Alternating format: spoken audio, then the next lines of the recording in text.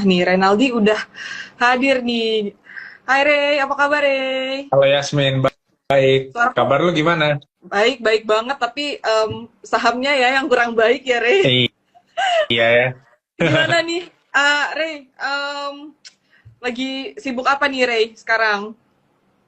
Ya, ya mungkin yang dekat-dekat ini itu soal APBN ya. Kan banyak pertanyaan tuh tentang realokasi gitu. Bakal dari mana ke mana. Nah itu masih kita pelajarin terus sih. Oke, jadi dari tim Research Trimega masih pelajarin terkait APBN ya, ini masih belum tahu ya arahnya mau kemana ya. Kita juga masih nunggu-nunggu nih Rey sebenarnya dari kalian nih. Karena kita kan pastinya belum ada bayangan, kita juga masih selalu nanya-nanya nih, kalau nggak sama Rey, sama Om Fahrul, gimana sih kira-kira view-nya nih ya terkait negara ini, next-nya mau kemana gitu kan dengan kebijakan-kebijakannya. Nah, ini belum mulai aja udah banyak yang nanya, udah ada yang nanya nih Rey. Mungkin teman-teman juga butuh pencerahan di hari ini, makanya kita mau ngobrol-ngobrol, sharing-sharing sedikit ya Rey ya. Iya, Suara, siap-siap. suara aku udah jelas kan ya? Jelas, jelas. Oke.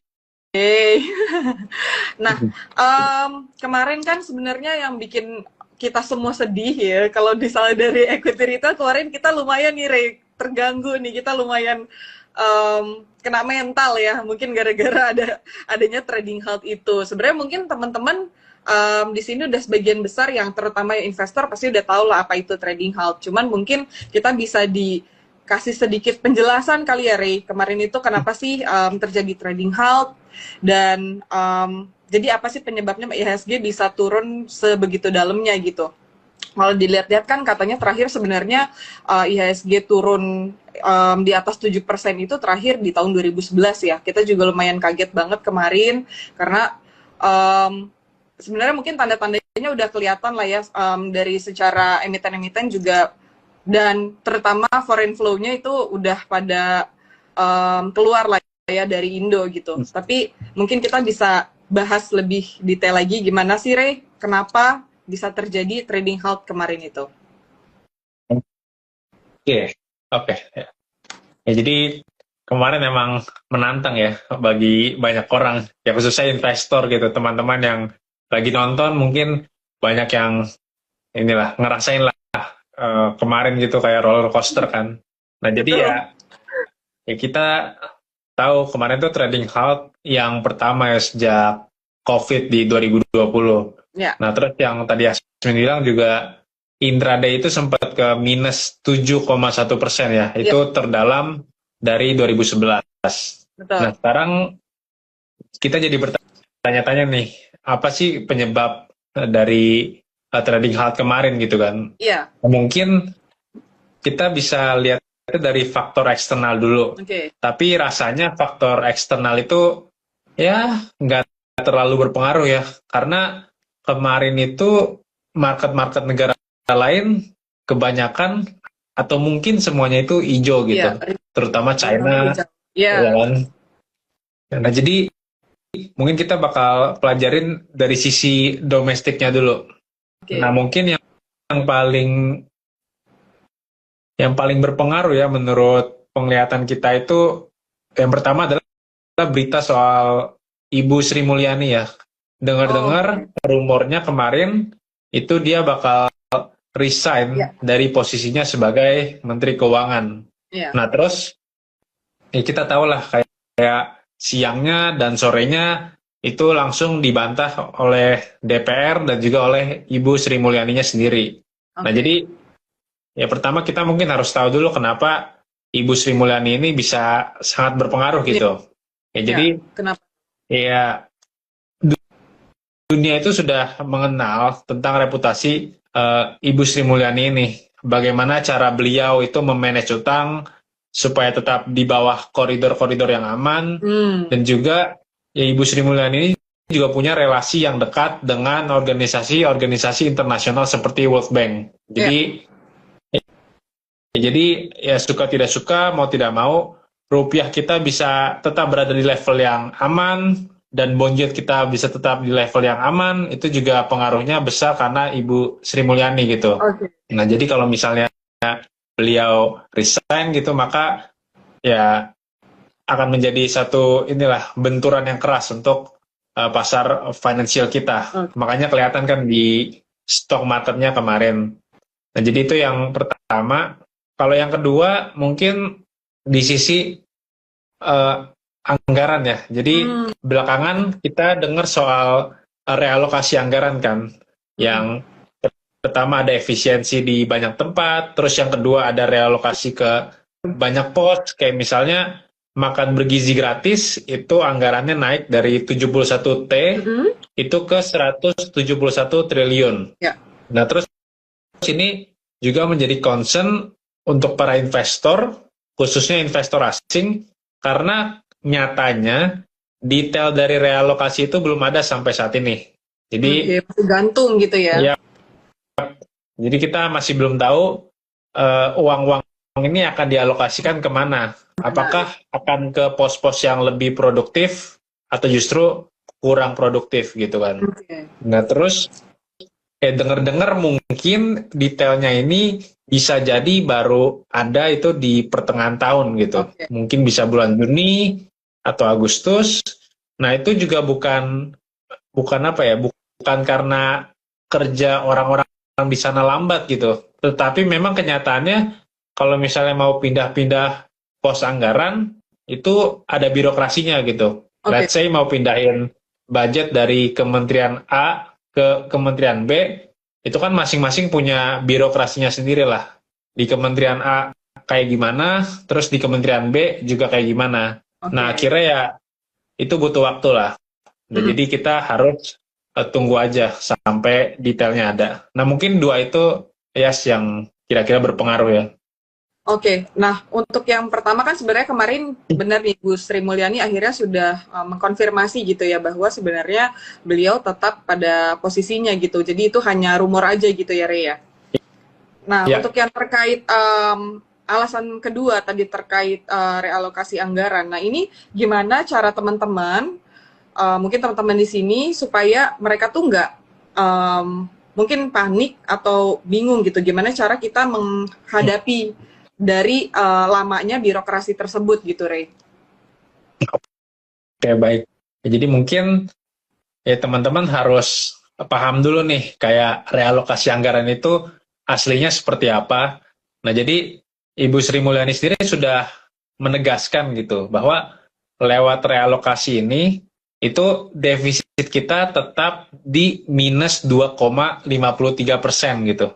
Itu angkanya udah ada dari tahun lalu dan sampai hari ini angkanya tetap segitu. Jadi intinya defisit kita tidak melebar. Ya ini basically pindah dari kantong kiri ke kantong kanan aja sih untuk sisi pengeluarannya gitu. Nah jadi kalau dari sisi teman-teman mungkin yang pertama tuh harus aware bahwa fiskal kita defisitnya tidak melebar, ya artinya pasar obligasi kita tidak terancam gitu. Karena kan kalau misalnya defisitnya melebar, kita harus ngutang kan. Itu nanti bond market kita bisa terancam. Nah nyatanya defisitnya tetap gitu. Jadi bond market kita itu dapat ya lebih baik gitulah keadaannya. Nah terus ya jadi mungkin cara menghadapinya ya seperti itu, aware dulu atas hal itu. Baik.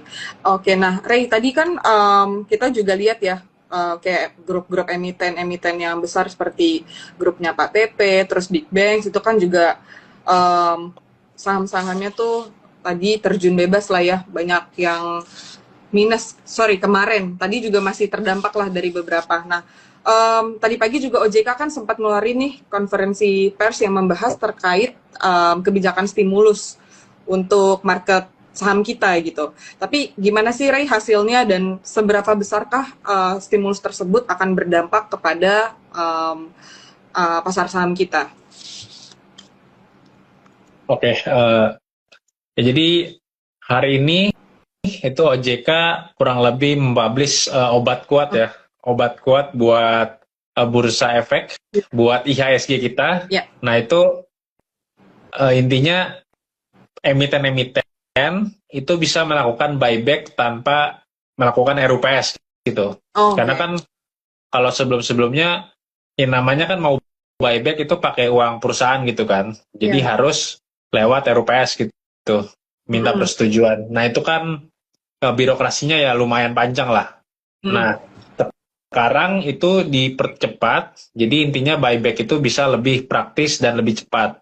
Jadi saham yang mungkin butuh pertolongan cepat itu bisa segera ditangani lah. Nah ini ya tentu jadi hal yang sangat positif gitu menurut kita ya, karena yang pertama, emiten-emiten yang bagus ya tentunya pengen melakukan buyback lah gitu kan. Nah jadi mereka dapat menstabilkan harga sahamnya itu secepat-cepatnya gitu. Kalau sekarang udah dibolehin lakukan buyback secara cepat ya mereka lakukan seperti itu. Nah terus yang kedua itu memberikan semacam assurance lah buat pasar gitu, bahwa oh ternyata emitennya peduli sama harga sahamnya. Kalau misalnya emitennya peduli sama harga sahamnya, ya kita investor juga berani kan naruh duit di sana gitu. Iya, betul. Nah jadi ya menurut kita sih hal ini bakal menjadi hal positif ya ke depannya. Dan kita tahu ini bakal berlaku kurang lebih selama 6 bulan ke depan gitu. Jadi mulai hari ini sampai 6 bulan ke depan, mungkin kita bakal menyaksikan banyak aksi-aksi buyback tadi gitu. Semoga itu yang bisa mendongkrak market saham kita lagi ya, Ray ya. Amin.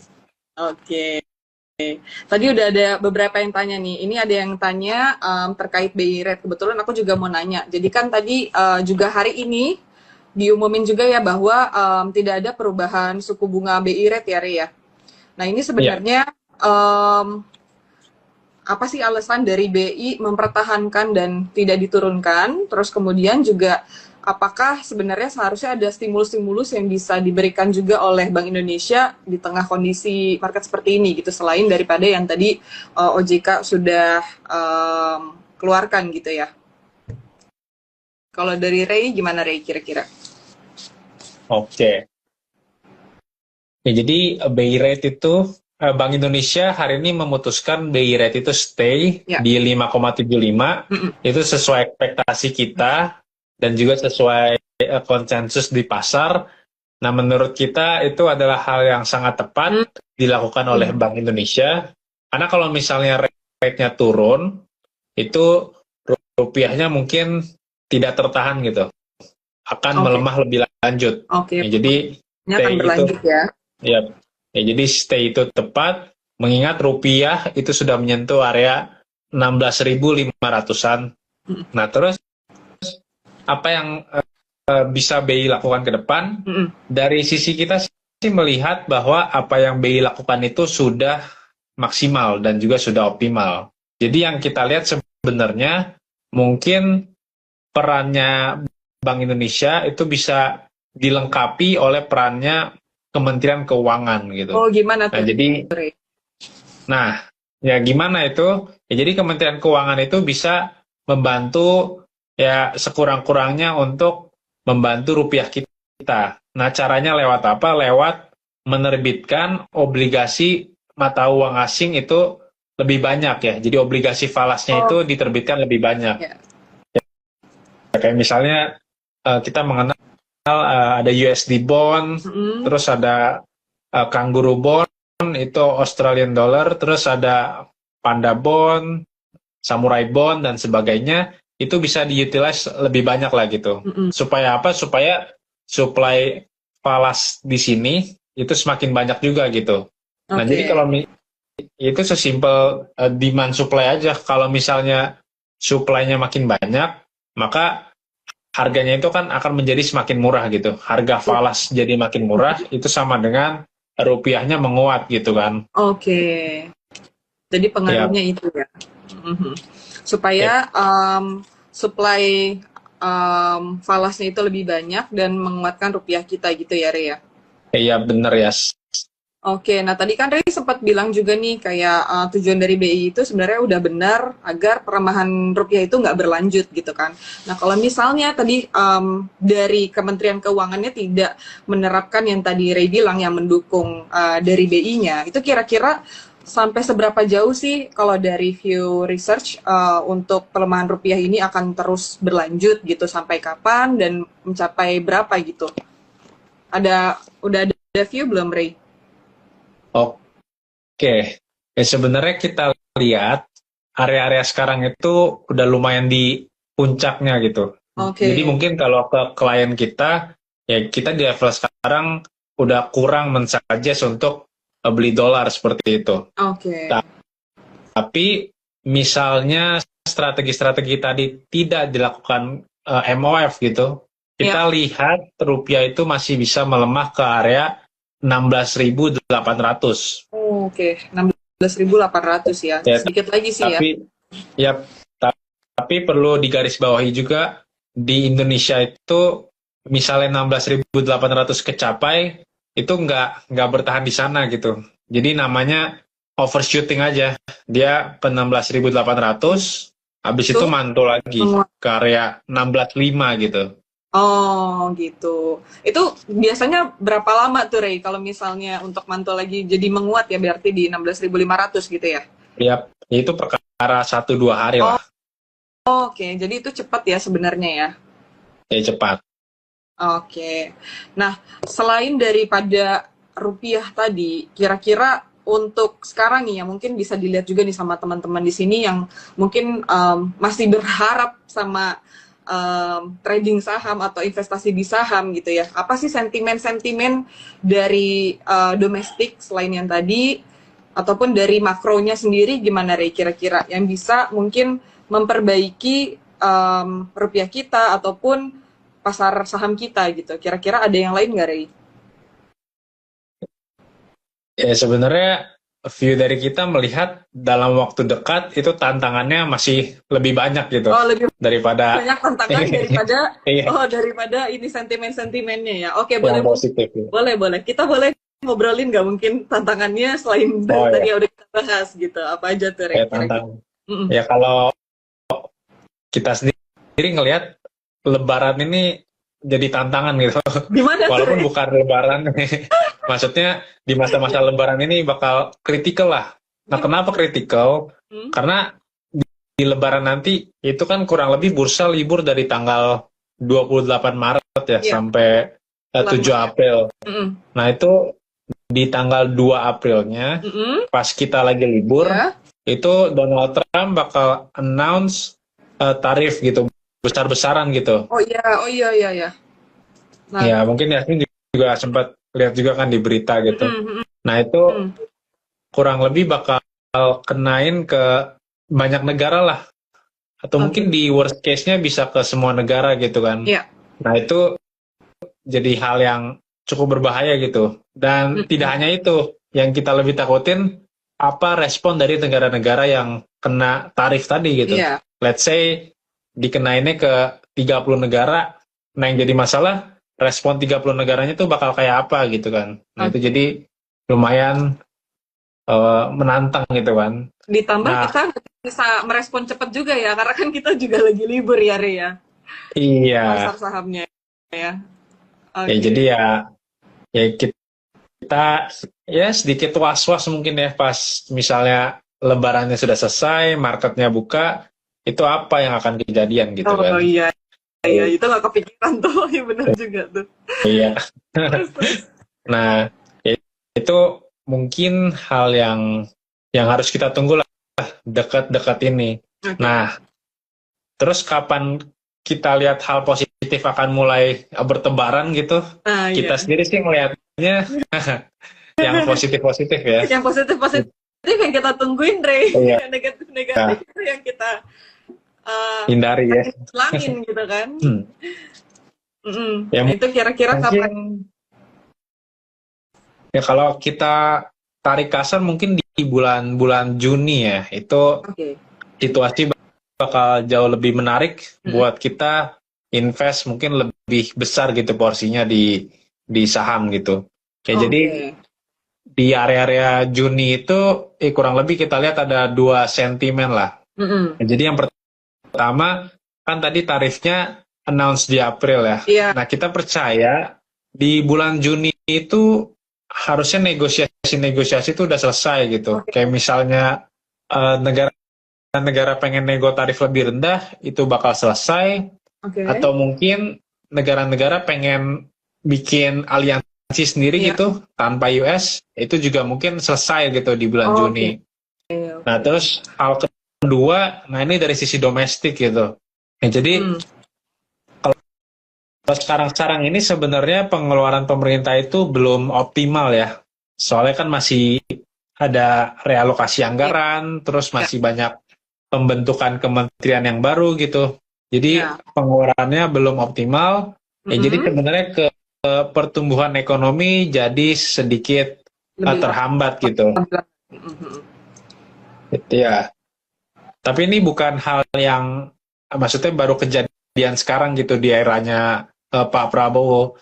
Karena sebenarnya balik ke zamannya Pak Jokowi tahun 2014 itu pengeluaran pemerintah juga slowing down di 2 kuartal pertama gitu.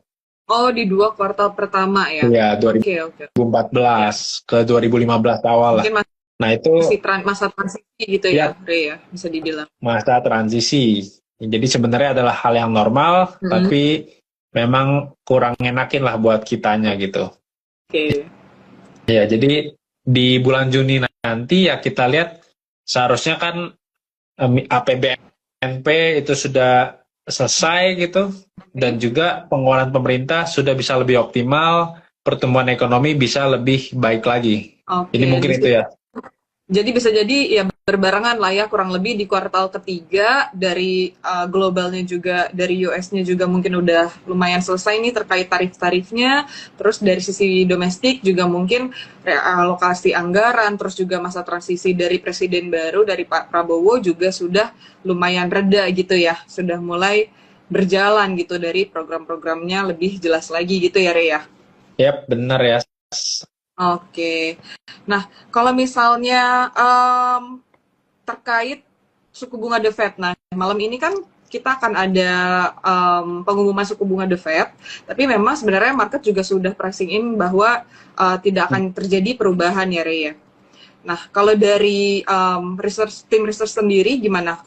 Apakah view-nya di tahun ini akan ada penurunan suku bunga The Fed atau gimana? Dan berapa kali kira-kira, Ray? Oke, jadi kalau dari view kita ngelihat kalau malam ini stay gitu. The Fed rate itu bakal stay sama kayak konsensus. Nah, terus mungkin yang berbeda itu kita expect bahwa stance atau pendirian dari The Fed itu bakal lebih hawkish. Oke.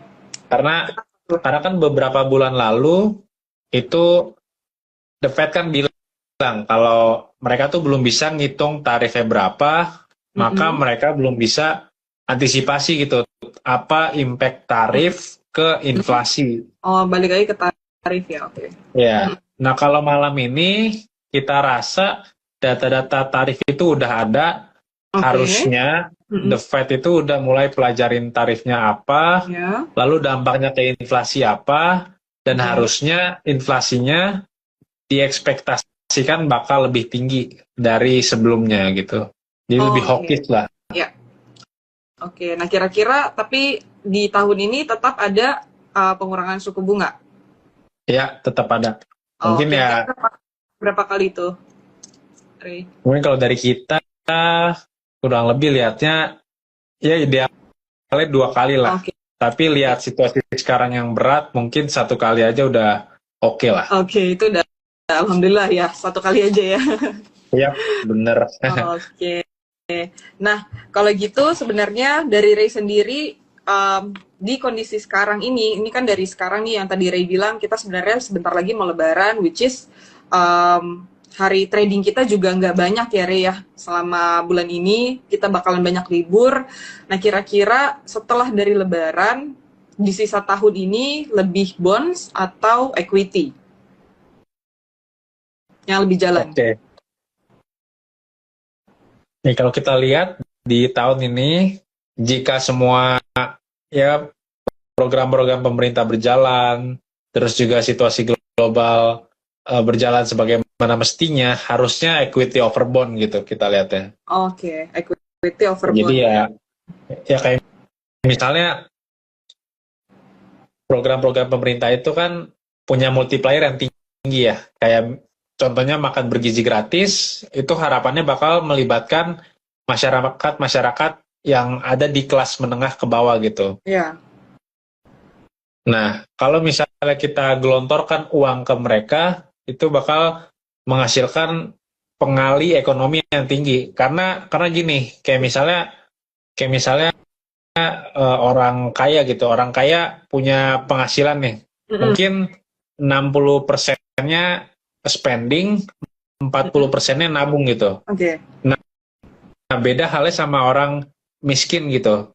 Dia spendingnya, let's say 90%, Iya. nabungnya 10% gitu. Itu kan emang hal yang normal gitu Iya. kan. Nah, jadi kalau misalnya kita kasih duit nih sebagai pemerintah, kasih duit, mana yang bakal spendingnya lebih banyak? Ya udah pasti orang-orang miskin gitu kan. Nah, Iya. jadi adalah hal yang baik semisalnya program-program pemerintah itu diarahkan untuk kelas menengah ke bawah Nah, ke gitu. bawah. Jadi Oh. kayak MBG itu adalah satu hal yang positif gitu. Misalnya dapat berjalan sebagaimana mestinya. Nah, Oh. mungkin ya program-program lain kayak misalnya 3 juta rumah itu mungkin dapat melibatkan kontraktor-kontraktor lokal yang artinya sama aja gitu, memberikan multiplier yang tinggi. Oke. Jadi mungkin itu ya, kenapa kita lihat equity over bond, karena kalau misalnya ekonominya tumbuh, maka perusahaan akan tumbuh, dan maka ya equity bakal menjadi pilihan investasi yang lebih menarik gitu. Oke, hopefully ya ini berjalan sesuai dengan yang tadi Ray udah sampaikan ya. Semoga mulus jalannya kita supaya nanti kita bisa enak lagi nih teman-teman untuk investasi di sahamnya terutama ya. Yep. Oke, nah kalau misalnya dari Ray sendiri nih, kira-kira mungkin untuk yang jangka pendek dulu ya Ray. Mungkin dari sekarang sampai kita mau, ini kan tinggal sebentar, trading day kita tinggal sebentar lagi ya. Kira-kira sampai Lebaran itu sampai selesai ini bulan apa ya? Maret ya. Sampai selesai kuartal 2 lah, kira-kira apa yang harus dilirik sama teman-teman? Apakah teman-teman tetap bisa ngelihat beberapa sektor saham untuk dijadikan ya mungkin ancang-ancang lah ya sampai marketnya kembali oke gitu, atau gimana menurut Ray? Oke. Ya, jadi di situasi menantang seperti ini mungkin pilihannya tidak begitu banyak ya. Jadi kita harus pilih yang paling resilient mungkin. Oke. Jadi sektor pertama yang kita lihat tentunya banking. Oke. Dan tentu topik kita di bank-bank BUMN terutama BBNI ya. Oke. Bank negara gitu. Karena di level harga sekarang itu dividen yield-nya menurut kita sangat menarik. Semisalnya BNI benar-benar kasih dividen payout ratio-nya 65%, itu sesuai guidance mereka, ya yield-nya itu bisa di kisaran 8,9% gitu. Jadi ya kalau Yasmin beli besok pagi gitu, jadi pas bagi dividen itu dapat 8,9%. Kan itu lumayan banget ya di situasi yang kayak gini kan. Iya, betul. Oke, jadi BBNI ya yang menarik ya.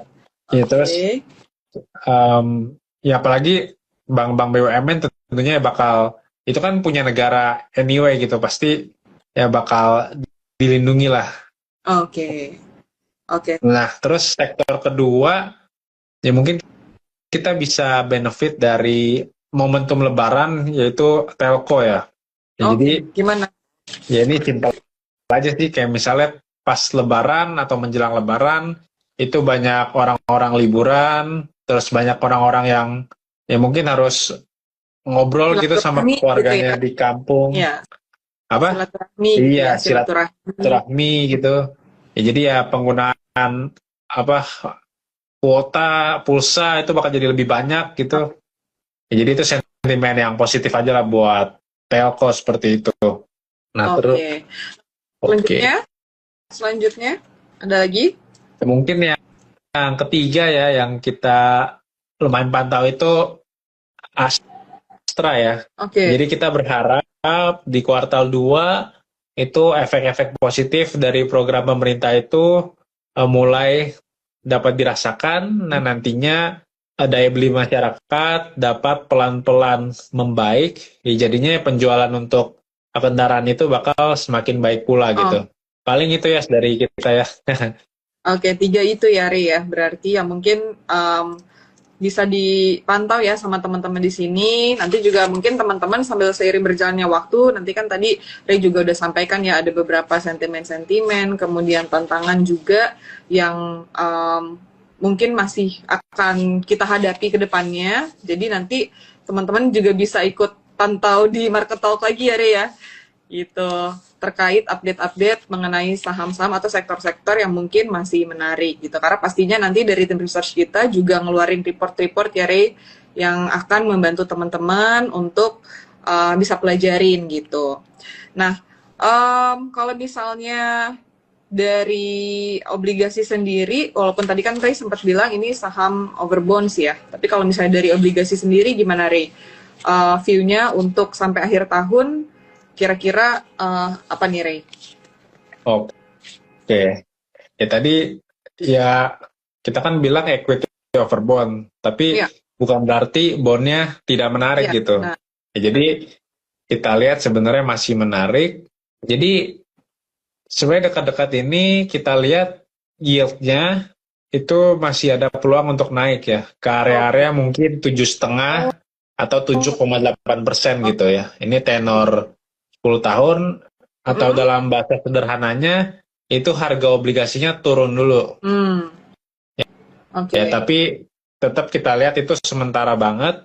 Dan menuju akhir tahun itu bond yield ya yang tenornya 10 tahun itu kita masih lihat bakal menguat ke area-area 6,5% gitu. Oke. Atau harganya bakal rally lagi seperti itu. Oke. Nah, terus menurut kita misalnya teman-teman tertarik di bonds juga gitu, ya waktu-waktu sekarang itu adalah waktu yang ideal karena siklus dari suku bunga itu sedang menurun gitu. Kayak Indonesia udah turun, Amerika sudah turun, Kanada, Eropa, China juga sudah turun. Ya, jadi ke depan yang kita lihat itu suku bunga arahnya ya turun. Jadi kalau misalnya mau dapat obligasi dengan yield atau dengan kupon yang terbaik ya belinya ya sekarang-sekarang ini gitu. Jadi kalau misalnya teman-teman tertarik ya sekarang. Karena ke depan yang ada return atau suku bunganya bakal lebih rendah dari hari ini seperti itu. Oke. Nah, itu dia mungkin sedikit view ya teman-teman terkait obligasi. Jadi memang nantinya akan equity over bonds, tapi saat ini adalah saat yang tepat untuk teman-teman kalau misalnya mau beli obligasi gitu. Nah, Ray, mungkin yang terakhir aku mau nanya kalau misalnya untuk komoditi gimana, Ray? Kira-kira kalau komoditi, Ray ada view nggak yang menarik? Oke, baik. Kira. Kalau komoditi, ya kalau dari sisi makro ya, kita anchoringnya ke China, apakah China-nya akan recover atau enggak? Kalau China-nya recover, itu artinya permintaan batu baranya atau komoditas lainnya bakal naik gitu kan ke Indonesia gitu. Ya kita lihat sih sebenarnya peluang untuk recover itu China masih terbuka lebar ya. Oke. Ya karena tahun ini kayak misalnya fiskal defisitnya itu dinaikkan dari sekitar 3% itu ke area 4%, itu jadinya stimulus ekonominya bakal lebih jor-joran. Nah, jadi kita lihat harga-harga komoditas masih ada peluang untuk rebound ya di tahun ini. Dan itu jadi hal yang positif lah bagi Indonesia seperti itu ya. Oke, baik. Nah, teman-teman, kita kan tadi udah lumayan banyak nih sharing-sharing ya. Mungkin kalau misalnya teman-teman banyak yang masih bingung nih kira-kira apa yang harus dilakuin. Nah, kita sebentar lagi mau nanya sama Ray, kira-kira untuk berarti sekarang-sekarang ini, kasih tips dong Ray, apa aja yang mungkin bisa teman-teman lakuin untuk menghadapi market yang sekarang ini gitu. Mungkin ada tips and trick nggak Ray buat teman-teman? Oke, ini tips and trick dari aku sih, aku terapin sendiri ya. Nah, gimana? Coba mungkin biar ada gambaran juga ini Ray sama teman-teman nih. Oke, jadi kan ya kita kan investasi di banyak tempat, Ya. di obligasi, di saham, mungkin di kripto juga gitu. Tapi yang kita lupa, megang cash itu juga investasi gitu. Karena kita kan pada akhirnya ingin mengamankan harta kita. Iya, Ya, jadi betul. mungkin menjelang Lebaran ini, aku Ya. pribadi sih mungkin porsi cashnya bakal lebih banyak ya. Oke. Karena tadi ketidakpastian saat Lebaran itu tinggi aja menurut aku. Kayak Trumpnya nggak tahu mau ngapain gitu kan Iya. pas Lebaran. Karena Iya. kan yang tutup itu market Indo doang gitu. Di US mah jalan terus. Bukan, ya. Iya, betul. Iya kan? Mm-mm. Sama ya aku lihat juga dekat-dekat Lebaran ini banyak kebijakan yang belum di-announce aja gitu. Oke. Ini menurut hemat aku aja kan. Nah, Mm-mm. nanti habis Lebaran, habis semua perayaan itu selesai ya baru tuh dijalanin, diimplementasiin semua kebijakan itu. Nah, itu menurut aku sih harus wait and see dulu ya untuk kebijakan-kebijakan yang ada ke depan. Oke. Jadi mungkin kalau aku sendiri lebih comfortable untuk masuk lebih banyak di saham itu setelah Lebaran ya. Karena itu kan waktu hari bursa lebih banyak gitu, liburnya lebih sedikit. Ya. Oke gitu. Oke, thank you ya Ray. Berarti teman-teman nih, tadi Ray itu yang Ray sampaikan tuh bener banget. Jangan lupa kalau misalnya kalian juga harus di market yang kayak gini harus siapin porsi cash yang lebih banyak. Nanti setelah Lebaran, nanti kuartal 2 itu baru teman-teman mungkin bisa masuk lagi ke pasar saham gitu. Tapi tadi Ray juga udah sampaikan nih ada beberapa sektor-sektor yang mungkin bisa dilihat dari sekarang-sekarang ini untuk teman-teman, tapi mungkin harus lebih berhati-hati ya, lebih wait and see atas kebijakan-kebijakan yang mungkin sekarang ini masih belum jelas arahnya mau kemana gitu. Nah, Ray, mungkin itu aja ya sharing-sharing kita hari ini. Thank you banget Ray atas banyak knowledge-nya nih. Kita banyak yang kebingungan nih. Dari kemarin harus ngapain sih kira-kira, apa yang terjadi juga nih di makroekonomi kita, di domestik kita gitu kan. Kita kebingungan, sempet roller coaster juga ya. Perasaan tuh rasanya gonjang-ganjing lihat saham merah semua foto gitu kan. Nah, ini merupakan pencerahan sih buat kita-kita dan juga tadi Ray udah sampaikan nanti pastinya akan ada, ya ibaratnya kayak badai pasti berlalu ya Ray, pasti akan ada sesuatu lagi yang lebih baik ke depannya setelah semuanya lebih jelas lagi dari US-nya maupun dari kita dari Indonesia-nya, kebijakan-kebijakan dan anggaran itu selesai gitu ya. Oke, nah teman-teman, thank you banget Ray udah sharing-sharing ya Ray hari ini. Thank you udah mau direpotin gitu ya, walaupun lagi banyak kerjaan kayaknya ya. Enggak lah, aman aja buat Yasmin ya. Oke, nah teman-teman, aku mau info juga bahwa Market Talk hari ini adalah yang terakhir sebelum kita libur Lebaran, gitu. Jadi memang kalau misalnya teman-teman mau tahu terkait update-update dari kondisi makro tetap atau dari kondisi makro dan juga terkait emiten-emiten ataupun apapun yang terjadi di bursa Indonesia kita ini, tetap teman-teman bisa cek langsung di Prima Plus Ideas gitu, karena kita bakalan tetap update di sana. Jadi nggak perlu takut ketinggalan, tapi nanti kita bakalan live lagi setelah Lebaran ya gitu. Mungkin aku mau nutup juga, teman-teman selamat menjalankan ibadah puasa dan sampai ketemu lagi setelah Lebaran. Minal aidin wal faidin, mohon maaf dan lahir dan batin. Oke, Ray, thank you banget ya udah join di hari ini. Nanti kita bakalan sharing-sharing lagi ketika marketnya mungkin udah lebih enak ya. Jadi banyak yang bisa kita obrolin lagi ya, Ray ya. Iya, oke, siap Yasmin. Oke, kalau gitu, thank you teman-teman semua yang udah nonton dan udah tanya. Sampai jumpa lagi di Market Talk IG Live selanjutnya. Bye-bye. Bye.